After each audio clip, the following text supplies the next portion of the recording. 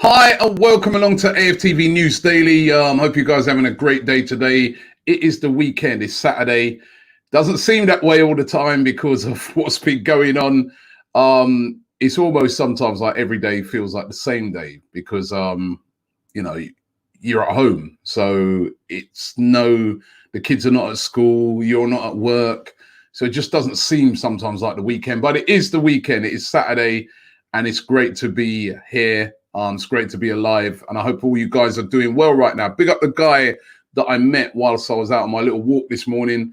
I didn't catch your name, mate, but he said that he's been watching the shows religiously, and he's like, Robbie, you're keeping me sane right now. And I can say to everybody out there, you guys are keeping me sane because being able to do this every day, to communicate with people, to talk with people, to talk with different guests is absolutely superb. So thank you guys very much. Of course, we are broadcasting to you today across YouTube, Facebook, Periscope, Twitter, and also Twitch. So if you're joining us on any of those platforms, welcome on board. And I hope you've been enjoying all the shows that we've been bringing to you, all the news dailies. We had a great one last night. We had Lee Chappie on from Leicester Fan TV. Of course, I think it's about a year today that Leicester won the title, and we was talking to him. I'll tell you what, just before I touch on today's subjects, one of the most and you'll have to go and watch last night's show, but we did a combined Leicester-Arsenal 11. And I've got to say that even this morning waking up, it was still on my mind that how few Arsenal players were in that 11. It was embarrassing, you know what? Let me see if I've got it here, right? This was the combined Arsenal Leicester 11. And this was me as well, working hard to get players in.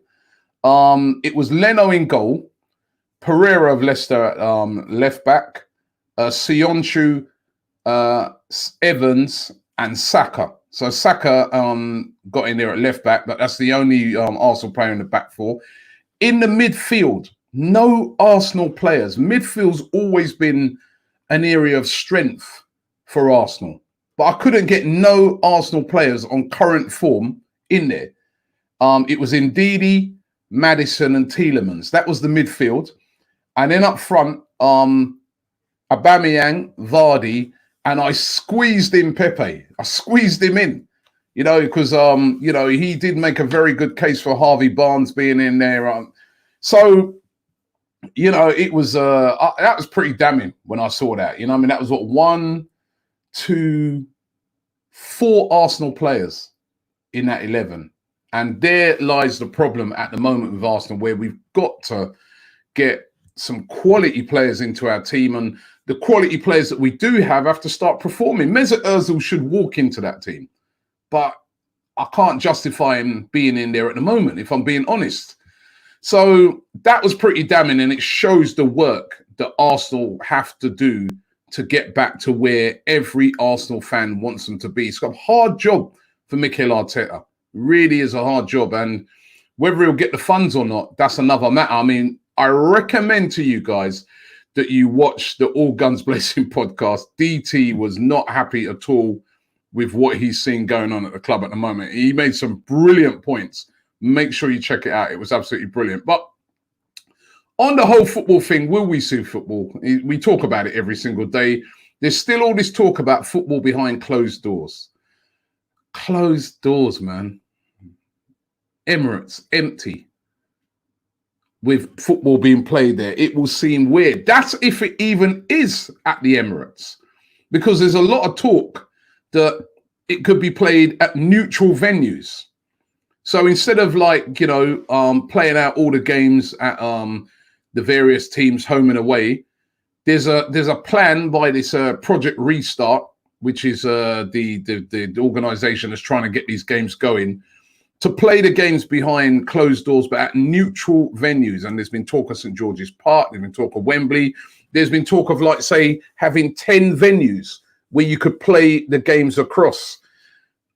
And it seems difficult. I mean, there's already a lot of complaints coming in. I note that Brighton are complaining and saying that, listen, they want to play their games at their ground. It would be too much of a disadvantage. And if they were to go down because of it, they don't think it would be fair.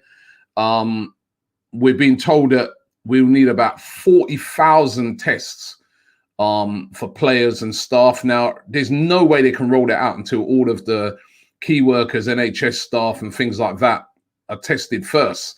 So, but we're being told there's going to be about 40,000 coronavirus tests required before anything can get going. And we're even being told that, you know, players will be not allowed to be spitting no more. And there's been recommendations by FIFA's medical committee chairman that you should get a yellow card for spitting. Actually, I'm in agreement with that one, man. I'm fed up with this spitting thing. I don't know why players always see it that they have to spit every minute anyway. But it's, yeah, I mean, I don't know how you guys are feeling about this behind closed doors thing. I want to get the season done. I want to get the season completed. I'm just starting to wonder if it's the right way. I really am. I'm just starting to wonder if, I know there's going to be lots of lawsuits if the season isn't completed because the Sky and all those organizations are going to want their money. The clubs will lose a lot of money. It will set clubs back far. But then also you just think, is this the right way? Is this the right thing we're doing here in trying so hard to get games back on? I mean, you see in the Bundesliga, Cologne, they were looking to all get back into training and start getting things back to normal. They do have a lot fewer cases over there in Germany. But Cologne have reported that 3 of their staff have got coronavirus, and now they've had to push things back again. They've had to go into isolation. And that's all it takes. All it takes is for a couple of people to have it, and then you're back to square one again. So do we leave it for a little while before we get things going, or do we still try and push on? And I mean, listen, I definitely think there should be a will to try and complete the season. We want to get this season completed, relegation, promotion, all of that settled, but it can only be done under the right circumstances. And at the moment, they still don't exist. Arsenal still getting linked to loads of players, by the way. The latest one is this guy from Valencia. It is Carlos Soler. Now, very, very good midfielder. He's 23, so it's a great age. Now, check this out. He has a release clause of £140 million. Forget that, Valencia. Tear up that release clause right now. There is absolutely no way that any club is going to pay that sort of release clause for Carlos Soler. And I think Valencia know that. But he could be available for around about £36 million. And as I said earlier about our midfield is not great at the moment, and he could be a great addition to it. But still, £36 million would be expensive. Valencia are one of these clubs where the coronavirus is going to hit them really, really hard. They've already, got a lot of problems financially. I remember last year being out there and driving past their stadium that they started to build. It has just been sitting there for the past couple of seasons because they haven't been able to complete it yet. Their other stadiums are looking rather worse for wear, and they're in a lot of financial trouble. And they may be willing to let players like Soler, Torres, Gaya, all these talented players that they've got, they may have to sell at least one of them. So could Soler be one of them? It's a publication in Spain. They're saying that Arsenal are interested in him. I think Arteta is a fan of Soler's as well. But will that happen? Who knows? That is just that price tag at the moment. We just do not know what our board are going to do. We've seen, and again, I point you to the All Guns Blazing podcast because we discuss it a lot heavily there. But the cash injection that Stan Kroenke and that we were told from the Kroenkes that they're going to put in, what is that for? Because we heard the reports this week from Raul Sanelli that there's probably not going to be any big spending this summer. Don't look for no big spending. And whilst that's sensible with the whole coronavirus crisis going on, we was told Stan Kroenke is going to put an injection of cash into the club. What is that? I'd like clarification on that. Is that just for the staff and keeping the place afloat in general? or is that also for transfers? I think it's very, very important that they come out and clarify this, because, you know, people are now starting to think. I mean, DT in the All Guns Blazing podcast is saying, see, that's why Ozil didn't want to take a pay cut, because where's this money going to? What money? Where? When? You know, so, but certainly, you know, somebody like Soler would be quality to our midfield. There's other quality, Aurera, Leon and Nabil Fekir and all these sort of players, you know what I mean? Partey, they're all there. They're all probably available. But that so-called cash injection towards getting maybe one of them, or what's it for? It'd be great to know. What we probably are going to end up doing is loan deals and swap deals. And the loan deal that everybody keeps talking about every single day is Willian of Chelsea. Now, he done an interview over there in Brazil, and he was asked about his future at Chelsea, which he sort of admitted that that's coming to an end. Chelsea are not renewing his contract. He wants big wages. He's 31 now. He's been a good servant to them, but they're not renewing it. They asked him about, you know, Arsenal, Spurs. These are clubs that have been linked with him. He's saying he's open to either of them. You know, he'd be fine, he says, with a move to either Arsenal or Tottenham.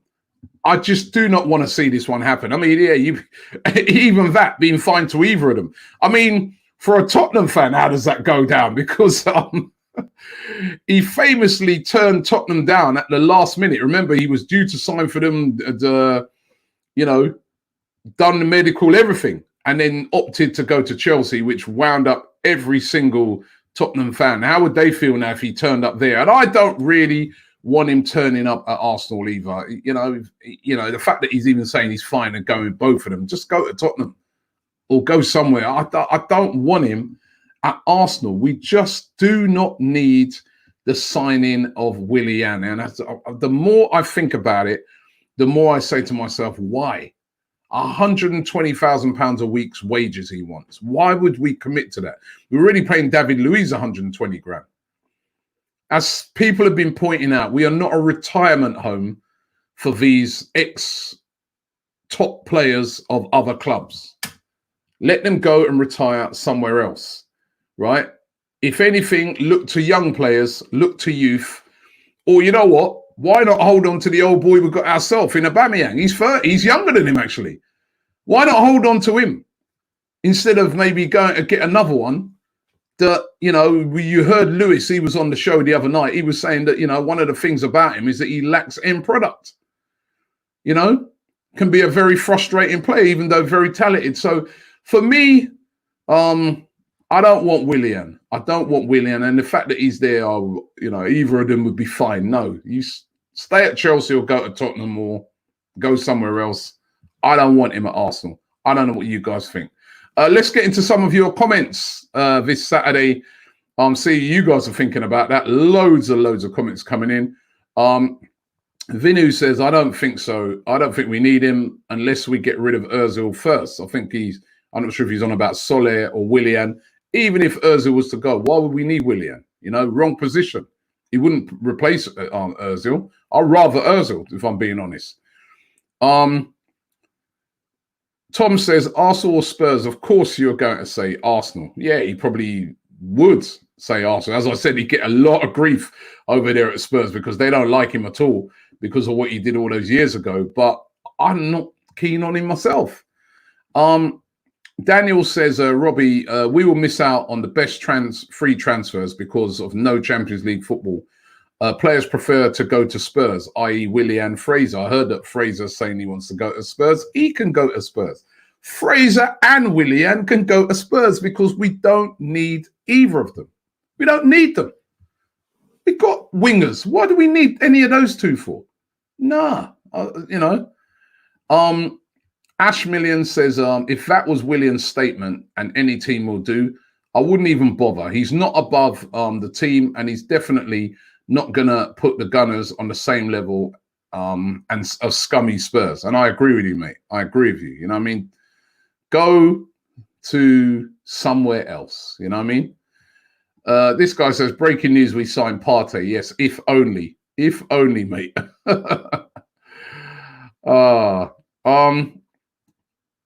Diego saying Spurs because Arsenal are a mid-table team. Well, yeah, let me just remind you of something, Diego, yeah? We are 1 point behind Spurs with a game in hand, yeah?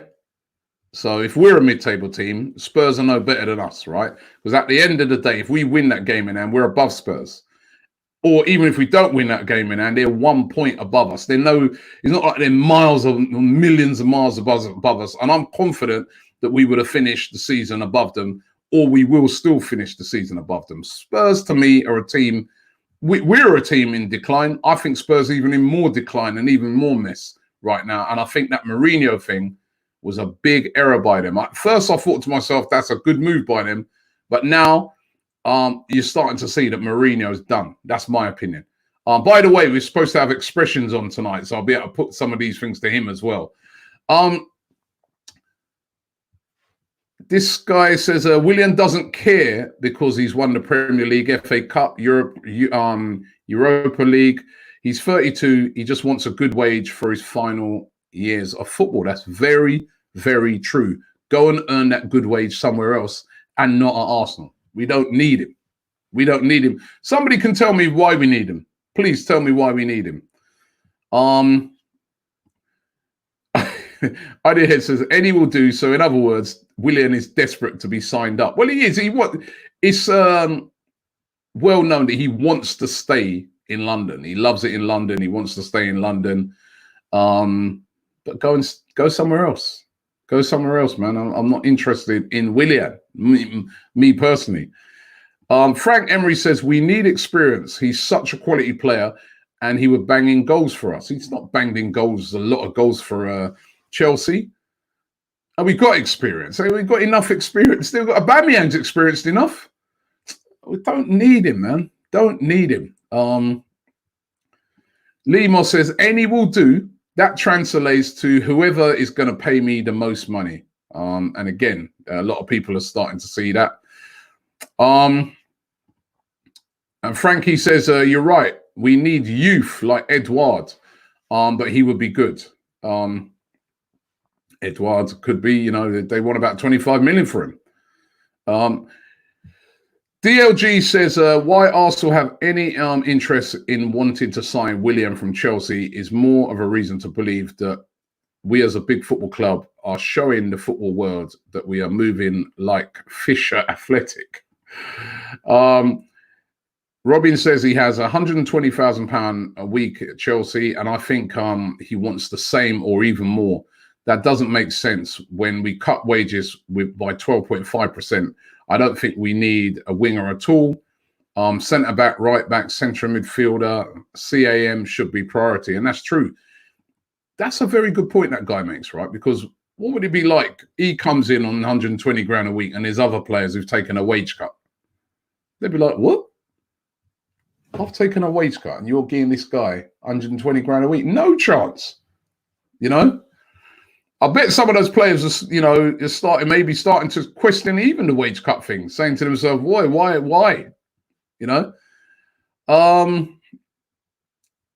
Let's get into some more, lots of comments flooding in here as usual.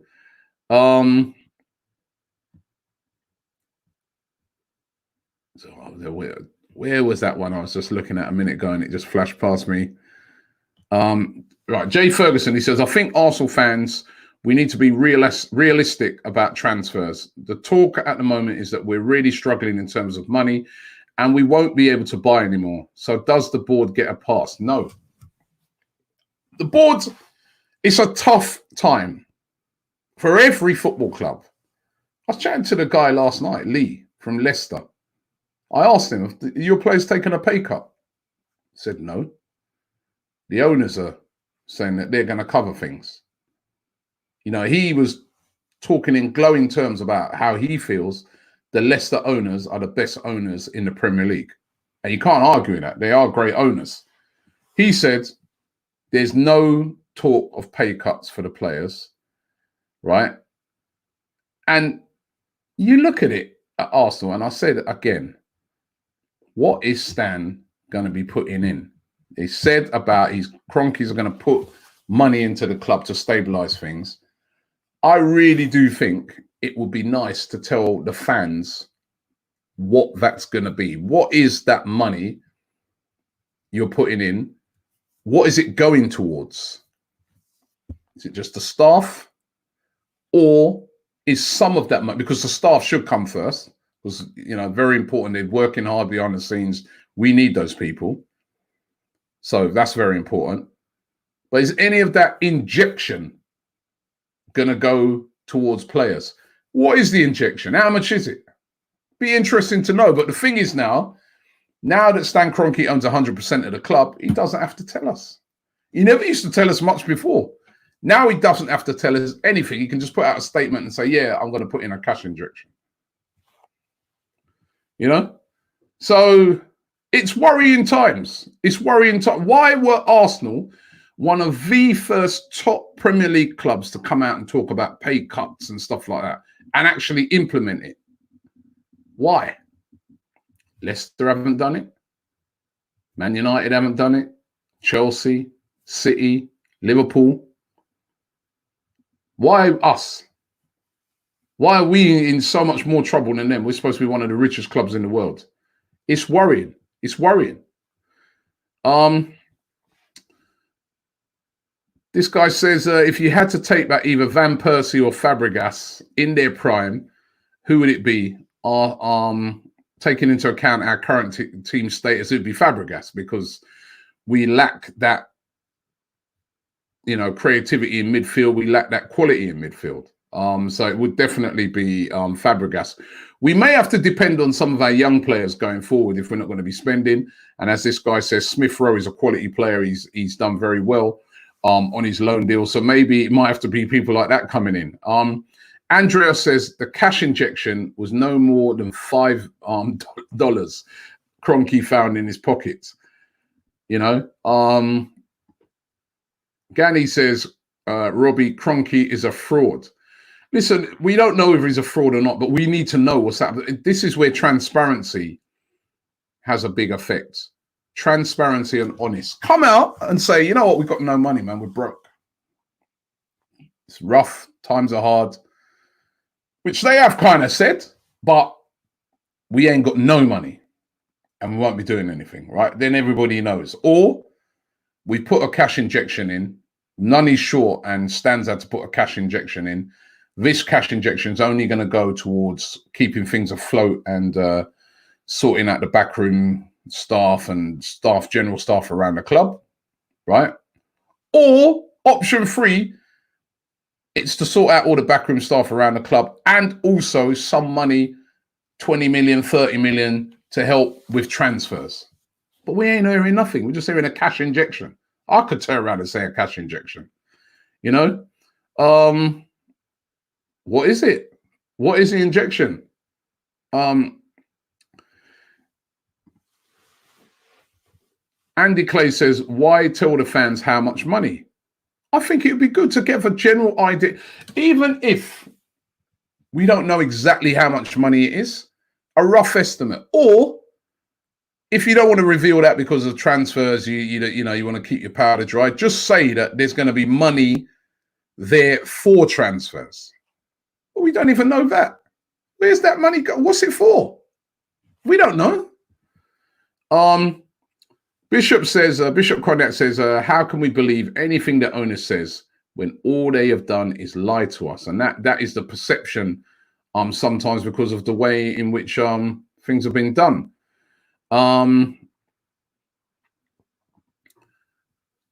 This guy said, I've had enough of these other club rejects and has-beens.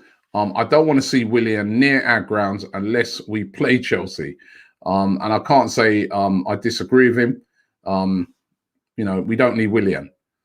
Nanny28 says, Robbie, lack of ambition from the owner. We will all see the downfall of the club. That's what's happened to all the club whose owners were less ambitious. Ambition is a word that a lot of fans are using right now. We want ambitious owners, right? We want ambitious owners. Ambition, what ambition means is, right, ambition's not about just pure money. Ambition's about a vision. Ambition's about where you want to get the club to. right? So you want to get the club back to winning the title. That should be the ambition of an owner of Arsenal Football Club, because this is a huge football club. The ambition should be nothing less.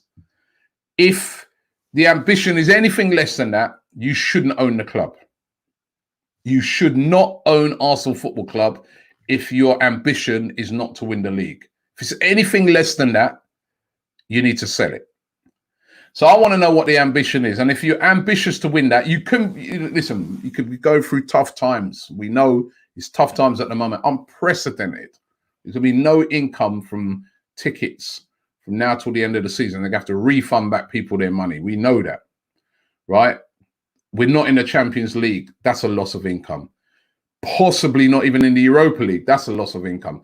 Gone out of the Europa League a bit earlier than normal. That's a loss of income. They're losing money. We know that, yeah? But you're a billionaire owner, and this is a rough time. They're even talking about the possibility of relaxing some of the financial fair play rules so that rich owners can sink money into their clubs to do transfers and that during this tough time. How ambitious is our billionaire owner? It's not back in the day when the owner of a football club, a Premier League football club, run the local butchers or the local furniture company or something like that. This is a different time now when billionaires own football clubs. He's a billionaire. He's one of the richest guys in America. He's one of the richest guys who own a football club worldwide. Where is it going? Pricey says Dele Alli was disrespectful to Chelsea and Arsenal. Chelsea won 16 trophies in 17 years and Arsenal 9 in 17 years. Tottenham have won nothing. Yeah, of course he's right. He's right there. I'll be tackling expressions on that one tonight.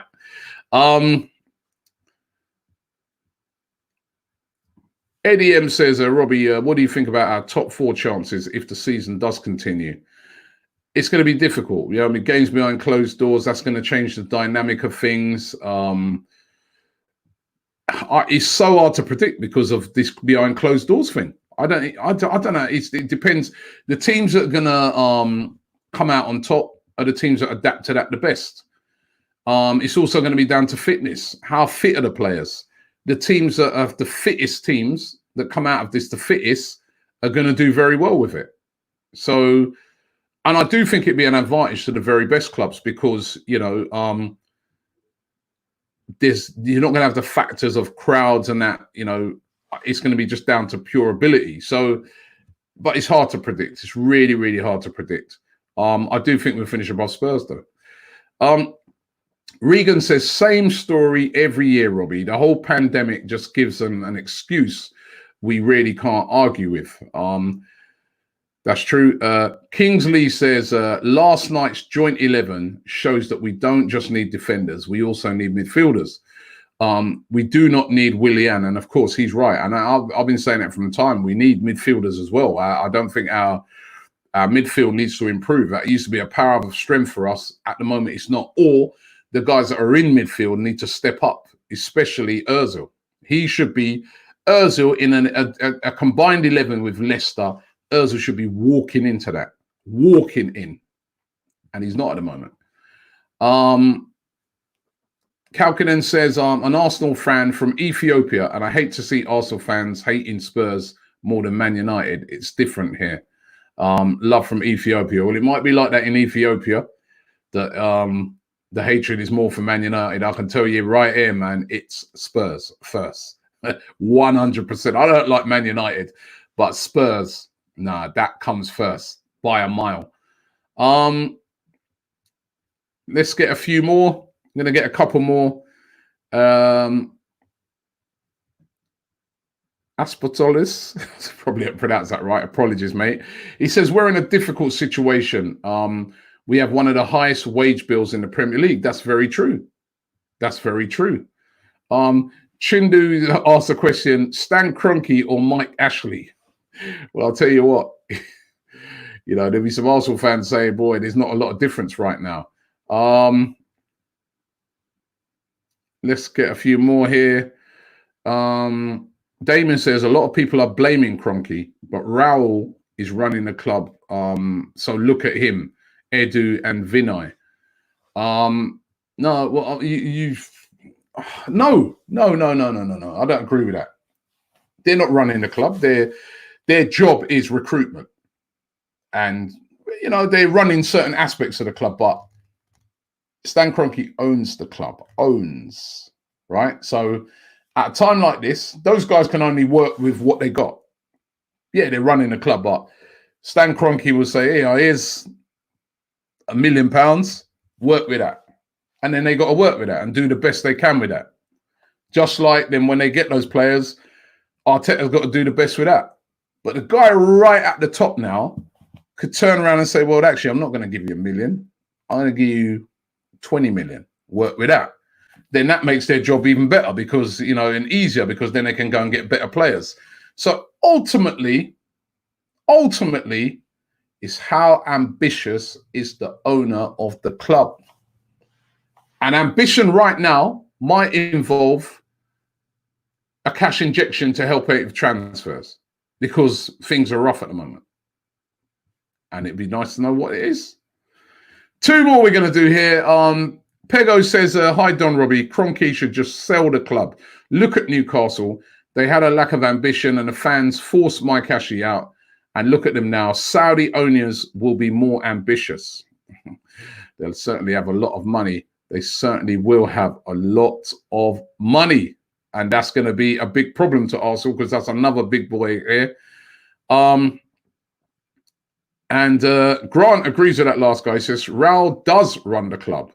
They are the ones putting out the high wages on shit. Now, he doesn't run the club. He's managing. There's a difference to the owner runs the owner is the person who gives Raul the job. The owner is the guy, right? So, to be fair, Raul, most of those wages that, I spoke about the other day, those are historic. They're historic, those wages from before he got there that was put with Gazidis and, the only guys that he's put on high wages would be the sort of Pepe, which he would be on high wages because, loads of clubs were looking at him. He would have had the David Luiz on high wages, but then some of the other players they bought are not been on high wages. Torreira's only on 75 grand a week. That's a very reasonable wage. So most of the wages, the big ones, the Ozils and that was Gazidis, 350 grand a week. Mkhitaryan, 180 grand a week. That is Gazidis, El Nenis, and people like that. That's all Gazidis, Arsene Wenger who put those on their wages. Bellerin's, all those, and those contracts are still going. Until those contracts run out, there's not a lot these guys can do about it. That is where it is. So I don't think you can blame Raul for that at all. You can only blame him, or you can only look at the recent stuff that he's done. And you've got to say some of the transfers have been all right. Guendouzi's been a good transfer. Martinelli's been a good transfer. Leno's been a good transfer. Pepe hasn't been yet, but could still develop into being a very good transfer. We've still got to wait and see how that develops out. So there's been some good signings, So Ceballos, low risk. We've only been paying half of his wages. So I think they've been doing a good job under the circumstances, but they could do with more money. And particularly now when we're in a terrible circumstances, what is this cash injection going to be for? Thanks for watching the show this morning. Have yourself a great day. Don't forget, we're going to be back tonight. We've got Expressions coming on. So that's always lively when he jumps onto the stream. Don't forget to check out the All Guns Blazing podcast. That is brilliant today with DT's really going in on this. A lot of the things that we were discussing about today. He's back in Ozil again. It's really, really interesting, some of the things he says. So make sure you check that out. And we'll be back this evening. Also, there's the Bias Premier League show as well, where we would have been playing Liverpool this weekend. So check out Troops' prediction of what the scores would have been. But we'll be back this evening and have yourself a fantastic day.